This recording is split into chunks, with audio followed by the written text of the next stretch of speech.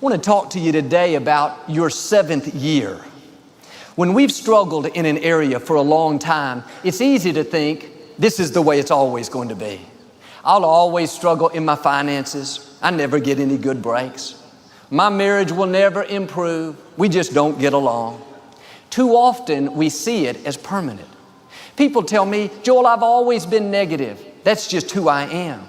They've convinced themselves that it's never going to change. The first place we lose the battle is in our own thinking. If you think it's permanent, then it's permanent. If you think you've reached your limits, then you have. If you think you'll never get well, then you won't. You have to change your thinking. You need to see everything that's holding you back, every limitation, every addiction, every sickness, as only temporary. It didn't come to stay, it came to pass.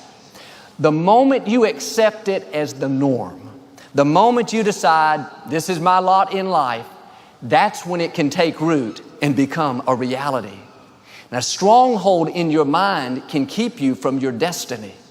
And some of you today, if you just break out in your thinking, you would see things begin to improve. Instead of taking our praise to God, we're taking our problems to God. God, I've had this addiction for 27 years. I don't think I'll ever break it. God, these children are getting on my nerves. You better keep me sane. God, I'm working 2 jobs. I still don't have enough. I don't understand it. It's easy to turn prayer into a complaining session. But remember, God already knows your needs. You don't have to tell God everything that's wrong, what you don't like, and how long it's been that way. It's much better to take your praise to God rather than your problems.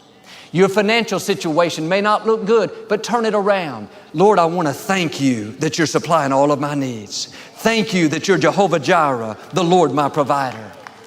You may not feel well, but instead of complaining, Lord, thank you that I'm getting healthier, stronger, better every day. Your son, your daughter, they're not doing right. Lord, thank you that my children will fulfill their destinies. Praise gets God's attention, not complaining. If you're always telling God what you've heard, then you're going to miss out on God's blessings. You'll get discouraged. Doubt will fill your mind. God, the financial report says I'm never going to get ahead.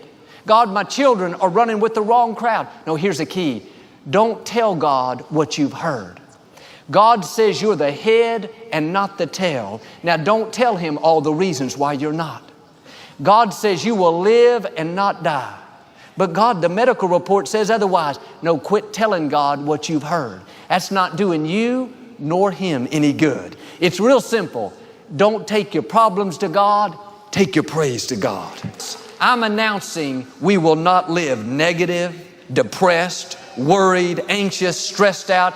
I'm declaring we are happy, content, confident, secure, full of joy, loving our lives. You've got to announce it and declare it by faith. Now, nothing you're saying may be true at the time. This is what faith is all about. God called Abraham a father of many nations before he had one child. Didn't make sense. Looked like God was mixed up. But the scripture says you have to call things that are not as if they already were. And too often we're announcing and declaring the wrong things. I've been single so long, I'll never meet the right person. Prices are so high, government shut down, I don't see how I'm ever going to make it. That's announcing defeat and declaring mediocrity. You got to change what's coming out of your mouth. Start announcing freedom from anything that's holding you back. Freedom from loneliness, freedom from depression, freedom from addictions, freedom from constantly struggling. Dare to do like Isaiah and start boldly declaring God's favor is coming. Breakthroughs, healing, victory. You are prophesying your future. You are setting the tone for your life with your words.